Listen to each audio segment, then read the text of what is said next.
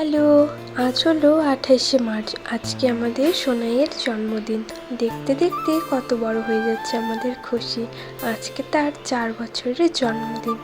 ভগবানের কাছে প্রার্থনা করি ও যেন সব সময় ভালো থাকে, সুস্থ থাকে। আর আজকের বার্থডে গার্লকে দেখতে কত মিষ্টি লাগছে। এবারে ওর কেক কাটিং এর পালা। ও তো ওর দাদাকে ছাড়া কিছুতেই কেক কাটতে চাচ্ছিল না। ওর দাদারা আসলো, তারপর কেক কাটা শুরু হলো। আর আমাদের সোনাই কিন্তু তার বার্থডে নিয়ে অনেক এক্সাইটেড। দেখো, ওকে কিন্তু শিখিয়ে দিতে হচ্ছে না যে সবাইকে খাইয়ে দাও, ও কিন্তু নিজে নিজে কেক কেটে সবাইকে খাইয়ে দিচ্ছে।